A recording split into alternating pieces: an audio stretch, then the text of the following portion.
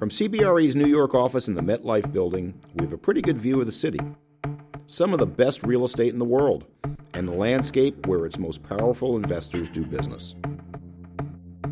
On this episode, an investment leader from the company next door, or should I say, the company whose name is at the top of our New York building, with views on the full sweep of the real estate spectrum. Look, I love office. I love New York City. This is where you would want to do it. But it is challenging today, and people are expecting outsized returns for the risk. And so you've got to find those opportunities. That's Sara Queen, head of equity strategies for MetLife Investment Management's real estate group. Sara leads a team that manages not only MetLife's own investments, but also client partnerships including pension funds, sovereign wealth funds, and others, with about $37 billion overall invested across the United States. I actually think from a fundamental standpoint, it's the easiest time in the world to invest in prime real estate for office on the Park Avenue in Midtown Manhattan. The challenge you run into is from a matrix standpoint, you're talking about a product type that just went through arguably the greatest shock it has in the history of the product type. And that's Tommy Lee, president and co-head of CBRE's U.S. and Canada capital markets business. Tommy recently assumed this role after 12 years at CBRE's real estate development subsidiary, Trammell Crow Company, where he most recently served as chief investment officer and head of capital markets. Coming up, the view from MetLife, a panoramic vista of real estate investing and the wider capital markets. I'm Spencer Levy, and that's right now on The Weekly Take. Welcome to The Weekly Take, and we are so happy to be speaking with Sara Queen, Managing Director, Head of Equity Strategies, MetLife Investment Management in 200 Park Avenue, otherwise known as the MetLife building. Delighted to be here, Sara. Thanks for coming out. Thanks, Spencer. It's a pleasure to be here. We're so happy you're here, Sara. And my old friend Tommy Lee in his new role as president and co-head of Capital Markets U.S. and Canada, CBRE. Tommy, so happy you're here. And because Sara is sitting next to me, CBRE is one of the largest tenants in this MetLife building. So I just want to highlight that, and always happy to be with you, Spencer. And by the way, even though we are in the MetLife building, and they used to have a Snoopy on the roof, by the way, I still have a stuffed Snoopy in my house, by the way. Did you know this used to actually be a mechanical floor that we're sitting on right now? In fact, you told me that, Sara. Thank you very much. This was entirely a mechanical floor, and MetLife actually took it back and converted it into office space for the half of the floor, which is why you have a very nice high ceiling. It's a beautiful floor here on the 21st floor at 200 Park Avenue. And 200 Park Avenue used to be the Pan Am building. That is correct. So let's talk about development. Let's start there. We're sitting here about a quarter of a mile from probably the most prominent single development in the United States right now, which is the J.P. Morgan Tower. I think it's $3 billion. Another large development sitting right over there, One Vanderbilt, Hudson Yards, all kinds of great stuff going on here in town. So Sara, from your perspective, what is going on with development? We see these huge high-profile projects, but we are hearing that it's challenging to get JV equity dollars today. What's your point of view? Look, it's tough to get JV dollars on development anywhere. They're very big checks that need to be written here. So that's tough these days. But when you look at what's been going on in the office market in New York City, if you're going to do an office development, look, I love office. I love New York City. This is where you would want to do it. But it is challenging today, and people are expecting outsized returns for the risk. And so you've got to find those opportunities. And tell me, since we're starting with development, what's going on there? What's the perspective today, given that it has been challenging to get JV equity dollars? Well, the funny part, if you're coming from the good side is I actually think from a fundamental standpoint, it's the easiest time in the world to invest in prime real estate for office on the Park Avenue in Midtown Manhattan. The challenge you run into is from a matrix standpoint, you're talking about a product type that just went through arguably the greatest shock it has in the history of the product type.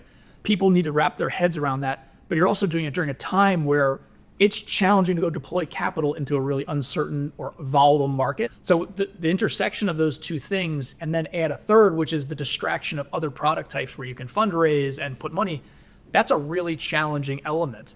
Now throw in the fourth element, which is on the spectrum of investment profile, development is a really unique niche type product versus value add or core plus. So you have four things working against you and one working for you. That's a real challenge when you're in Sara's seat trying to manage a lot of different types of capital and push it into a product that requires such big checks. Well, and then the other piece I would just add is because the length of time it takes to develop, particularly in New York City, right? Like, so you're making a decision today, but you're not going to see the fruits of that development for 3, 4, 5 years. And so you're also trying to think about where is the world going to be at that point in time? I always joke that development is essentially a marriage of private equity meets venture capital. You do not have cash flow in this piece of dirt. And frankly, sometimes you have negative cash flow until you can come out, actually get the thing built and put people in it. But you also have that, you can put a ton of leverage on it, like the private equity side. So you have to have a ton of vision, you have to have patient capital, you have to have willing capital, and you have to hope that the fundamentals that are there today exist in 4 to 5 years when you deliver. One of the things that I've noticed, because we've had a lot of terrific guests on the show, that I would say fall into 2 basic categories. We have the institutional investors and we have the high net worth groups. And I have found that the high net worth groups have been a little bit more aggressive because they, I think, have a longer time horizon. And again, I think they're being somewhat more aggressive, private capital versus institutional. Do you agree with that? Broadly, I think that's true. But I think a lot of that development is occurring outside of places like New York City, right? Like, you can build in Dallas at a much cheaper all-in cost than you can in New York City, right? You can be more aggressive in some of those growth markets where in some of the larger cities, it's a little bit more challenging these days. When I think about this question, I'm a big fan of pulling back, and maybe it's a little bit of my historical investing nerd that comes out, which is we're a cyclical business. We are in a trough of this cycle. And shocker, high net worth is buoying the capital deployment in the bottom of the trough. That's not shocking. And if you want to go look back into recent times, now we've been in a super cycle for a pretty long period of time coming out of the GFC. But you look at back what was happening in 2018, or even in a market specific like Houston, where it's very dictated by the oil pricing. What happened when oil came down in the mid-teens? Who picked that up? You saw a ton of high net worth sweep in, institutional pulled away. So why wouldn't that occur on a grander scale in a market where we're having a massive interest rate volatility? So I think that they're serving their role and taking advantage of the opportunities that they can go do. Let me stir the pot for 30 seconds. There's a lot of places that people love to invest. There's some places that are, I think, a little bit more controversial. So today, data centers are on both ends of that spectrum. I have lots of clients who are investing, building as many as they can, in part because of the liquidity in the space. But recently, I've seen more pulling back, particularly new investors in the space, because of its complexity, the technological question. What's your point of view, Sara? So look, we have some data centers in the portfolio. We're continuing to expand some of those, working with the tenants who are in those, if they want to go longer in the space. But, you know, we continue to look at new opportunities, but you have to look at it through the lens of what's going on. There's a lot of capital flowing into that space. So, you know, if you're buying core stabilized product, the returns are getting very tight. And you have to think about what happens when that base lease is over. I had a larger data center portfolio at Mapletree, and one of the things that happened is when some of those data center leases expired, you were just left with a building that had a lot of power but no tenants. And so I think you have to think about what happens to those spaces. You also have to look at all of the new building that's going on and really have to go into it with eyes wide open. You can still make great investments in that space today, but again, you have to be really thorough in your underwriting and understanding what are all the dynamics. So Tommy, same question to you, not just specifically about data centers, but also any contrarian points of view on asset types, structures, or otherwise that you're thinking about. I'll hit data centers first, and I'll pick up right where Sara left off, which is that dynamic in terms of the capital markets. Anytime you're seeing a tremendous amount of capital flows into a product type that are finally starting to influence pricing, your investment discipline antenna should be skyrocketing, right? Because you just need to make sure that you're fully prepared, that you're investing in the right product, you have the vertical integration elements to manage that, and you have the right duration attached to your investment, and you're properly underwriting it. So those are things that I think you need to be aware of in a product that has arguably the greatest tailwinds we've seen since the dot-com era, right? So I think there's a lot of good momentum for them. It's just going to be really careful on the investment side at the moment and then how you go about it. On the development side, go do everything you possibly can. Because if you can go source power and put something out of the ground, it highlights the other side of data centers, which is capital is not just competing against capital. Capital is competing against tenants. tenants want physical IP in this space. So what you do is you're having a lot of people rush to go buy things or take control of things. So that's on the data center front. On a contrarian side, I'd say I'm a little shocker of the previous developers, a little more optimistic about what's going to happen over the next 6 to 9 months. I think back to the comment we always talk about, Spencer, of the weight of capital. I think if you see a couple of cuts, particularly if you see 3 cuts this year, I think the capital flows back into real estate, given where fundamentals are today, is going to be much higher than people anticipate. I think there's a lot of opportunistic capital out there right now making their last plays that feel that sense of urgency, knowing that the true institutional wave is sitting there waiting to come in with a little bit more headline support in their investment committee. No, I'd agree with that. Look, I think there is a lot of interest, and say people are real estate curious. And as the rates come down, you're going to see that capital starting to flow back. And I think there are a lot of people who have been waiting to deploy for the last couple of years, but have been cautious. And that weight of capital makes it harder and harder to keep saying no. I was on a train today with a big developer who says, why should I sell? My cost of debt is 4% flat. Because if I sell, it's going to be higher. So it doesn't just unlock the capital coming in, it unlocks the assets coming out. An oversimplification of what we're heading into is, from a commercial real estate standpoint, as an entire industry, from a transaction standpoint, would you rather have cuts from the Fed funds with potentially low 3% inflation, right? And assuming that tariffs could rather, or would you rather have inflation where we are today in the high 2s and no cuts? And to me, you're always going to choose the cuts, because why? That's going to impact the cost of debt. Cost of debt's going to impact transaction activity. Transaction activity stabilizes cap rates, which then makes people feel less uncertain and more likely to deploy into that market. So to me, that's the choice the market is going to make, and I think they're going to make it at a scale that people are not anticipating. We talked about the challenges, but there's still capital being deployed. Yeah. Where's it going and why, Sarah? So we've continued on broad themes. You've seen more investing on value add and opportunistic than you have on core. Mm-hmm. You've also seen a lot of the larger institutional capital sources saying, look, internally, we are making our own decisions on where we want to deploy. And so they're less interested in diversified funds and thinking more on targeted sectors. Maybe that's BTR. Maybe that's industrial, maybe it's data centers, but they want to be targeting where they're deploying capital, not deploying broadly. So let's just back up for a second in terms of just to describe for our listeners the capital world. When you're a large institutional investor like MetLife, it isn't just, we've got the big MetLife fund, let's just do it here. Sometimes you have that fund, but sometimes you have a separate account business or a specific investor for a specific strategy. Just tell us how that works. Sure. So lots of times you'll have pension fund money or sovereign wealth money who will give you a slug of capital, a couple $100 million, that you will deploy on their behalf. Sometimes you're joint venturing it. For us, we joint venture sometimes with our GA, our general account. Other times we're deploying solely on behalf of the pension fund or sovereign wealth fund. But we work with them to present opportunities that we see in the market, and then they get to decide, do they want to do those or not? They have the discretion, not us as the manager.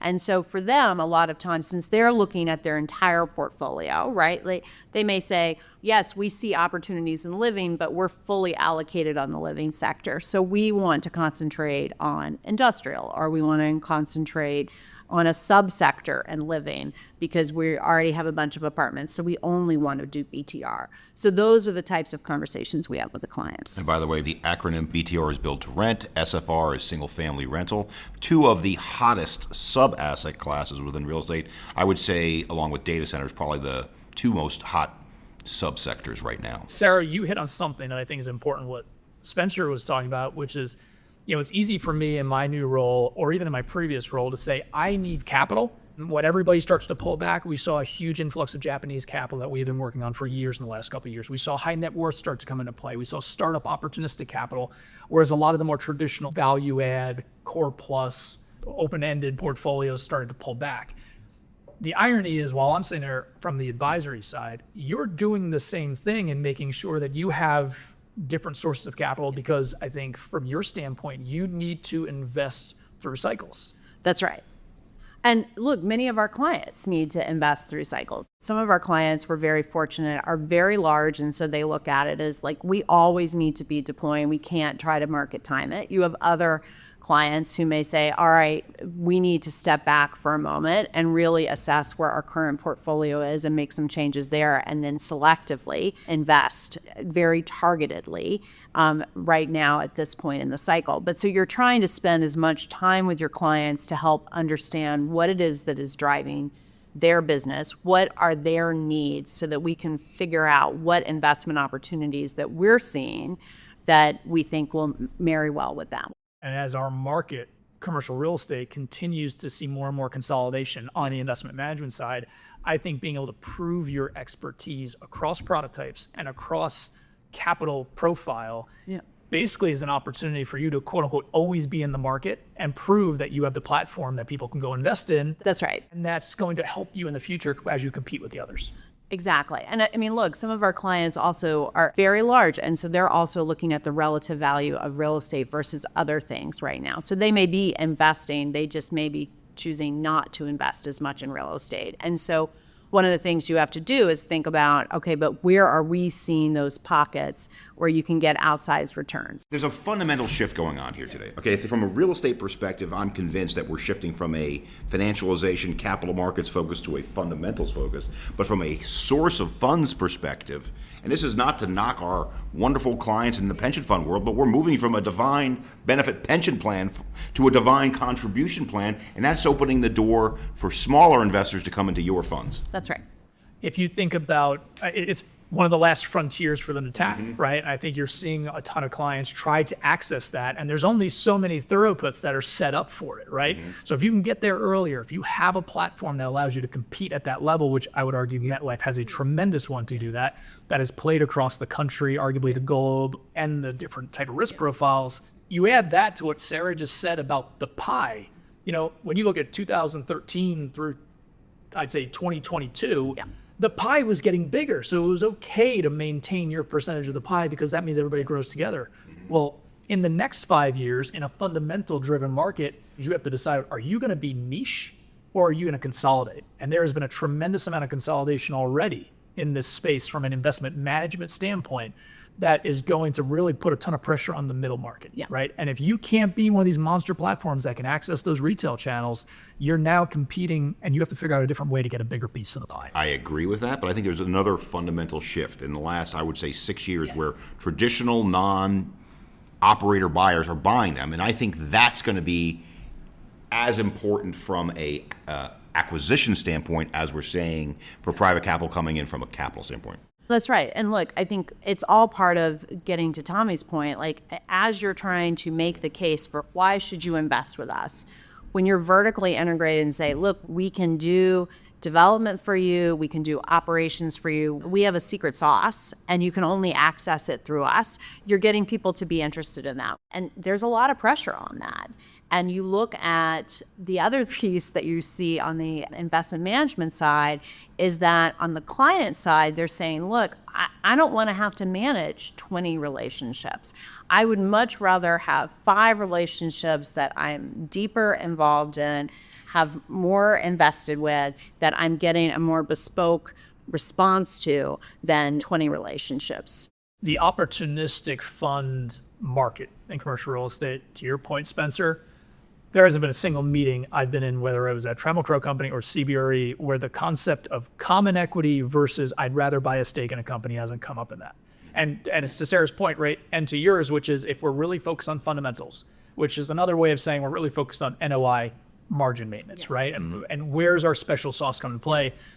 Being able to differentiate yourself to the investors, to your LPs, that's how you're going to stand apart in that new pie, right? That's how you grow your slice in a pie that's no longer growing. Tommy, I just looked at our research.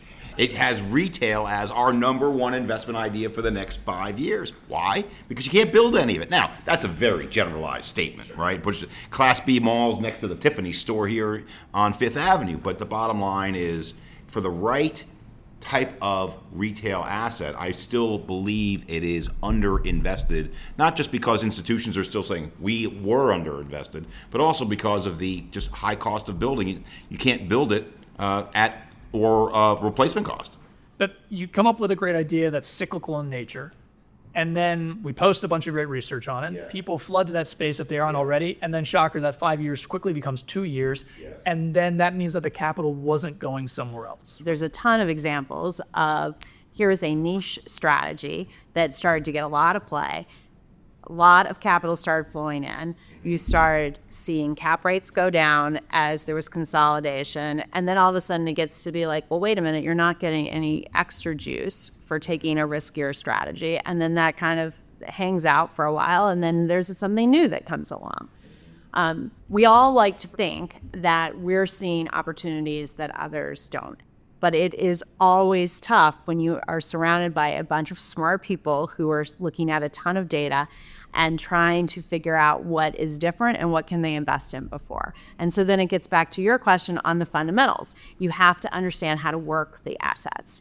And if you can't work the assets, it gets really hard to deliver those outsized returns. I'm going to give MetLife a quick commercial here in terms of what I think you do really well, which is now you have a ton of capital that needs to be deployed with a lot of different type and appetite. But what I always gave MetLife credit for was when we were talking about development in these last couple of years, we get it. Institutional capital is pulled away from development, but there was one or two deals that just completely fit, and it was very vertically integrated with you guys, and it made a ton of sense.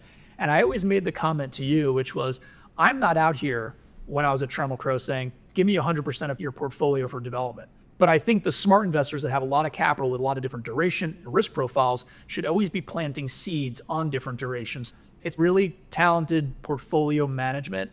And I think it takes a little bit of guts in certain markets to make those plays. And I think you've done a very good job on the equity platform. Thanks. I think Tommy brings up an excellent point here. How do you think from a portfolio standpoint?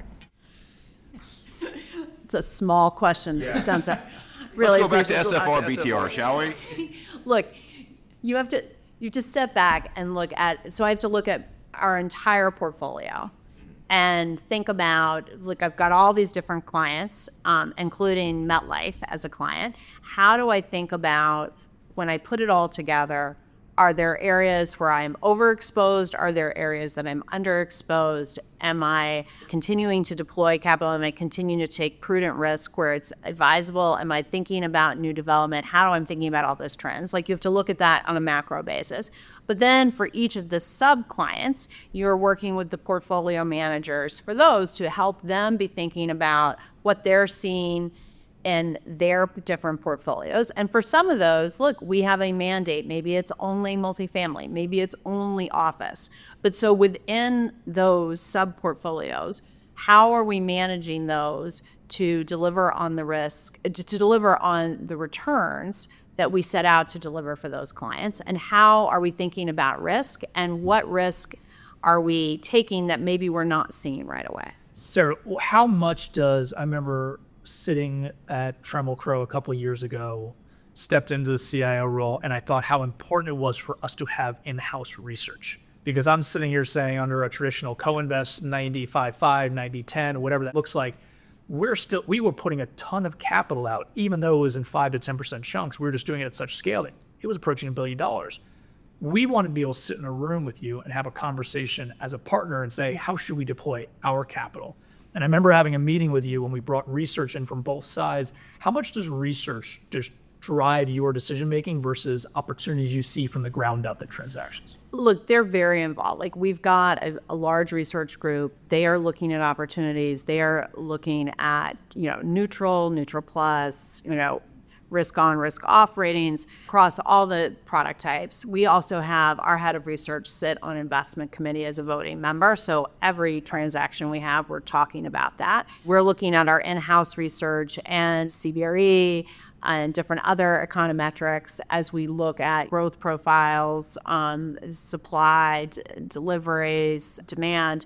So you're including all of that in the discussion and really trying to use that to help differentiate your evaluation of, where you should be on pricing, how hard should you push on a particular asset. But it's always a very healthy discussion between those of us who are actively deploying and research. And, sometimes, you have let's say, a very healthy discussion. Even if your research says something's negative, that doesn't mean you won't do it. It just means that there's more, I see that the bar is held higher. That's right. And you have to think about, okay, so if that's the case, what are we doing to mitigate that risk? What can we do on a going forward basis? If we're worried about supply, let's just say on a new development, what else can we be doing? So maybe we ratchet down the rent growth and look at that scenario and are like, oh, well, it's not as strong as we would like that return to be, but it's still in the acceptable range for us. And that works the other way too, where they might be very pro on product type, but Yes. the pricing might not make sense to you and to your teams and saying like, this is priced to perfection, so we better be very That's right. overweight. That's right. On a prior show, an investor says, we now have AI on our investment committee. And I said, well, that was my initial reaction. And I said, well, are they voting on investment committee? Well, not exactly. I said, okay, it sounds cool, but how much are you using artificial intelligence to make investment decisions, if at all? So we've been starting to experiment with our bid approval memo, our BAM. We've been experimenting on like what the prompts would look like to kind of like take a look at it. Where do they see areas that we should be focusing on?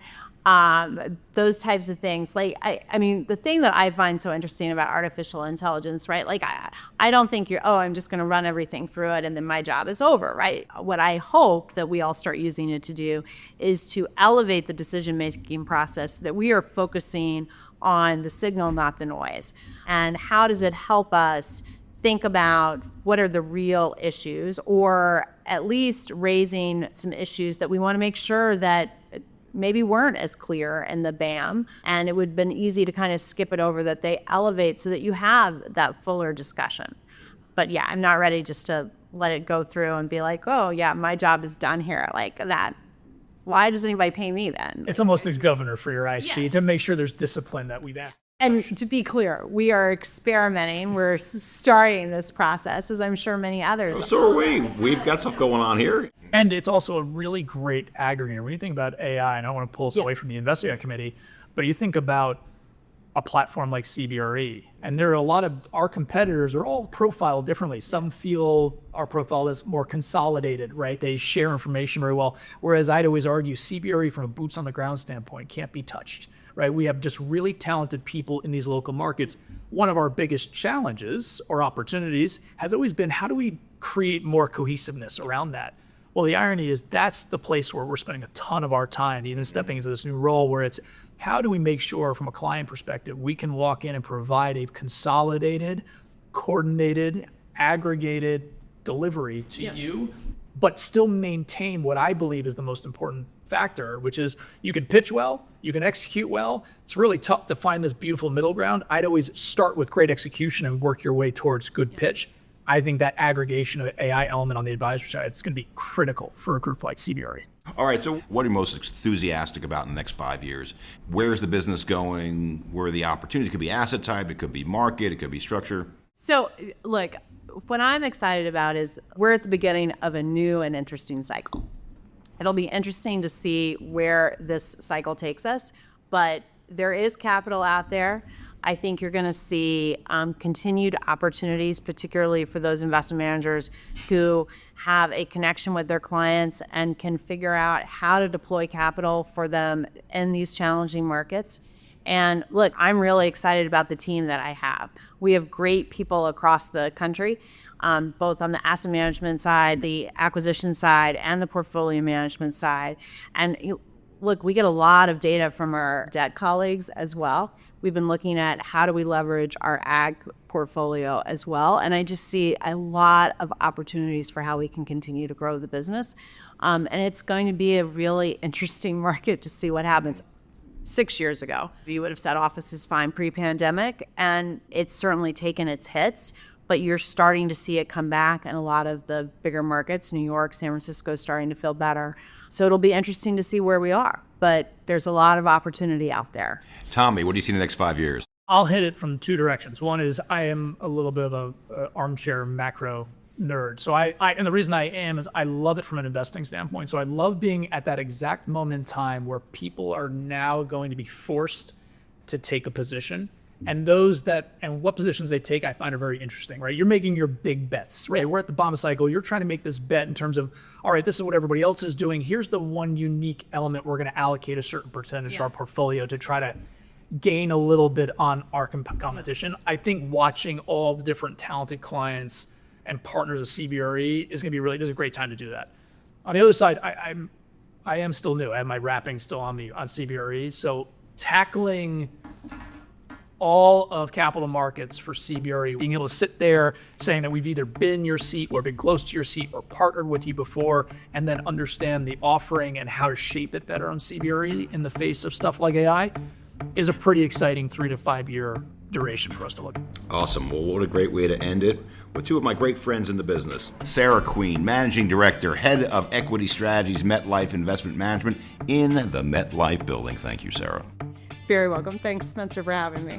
Thanks for coming. And Tommy Lee, our new President and Co-Head of Capital Markets, U.S. and Canada, CBRE. Great job, Tommy. Thanks, Spencer. It was great being with you, Sarah. For more investment perspectives, you should definitely click over to our website and listen to our conversations from around the world. We've spoken to investing leaders and managers on all sides of the pond this year, and they are available to you in our archives. That is at cbre.com/theweeklytake or on the podcast platform where you listen. Thanks for listening. I'm Spencer Levy. Be smart, be safe, be well.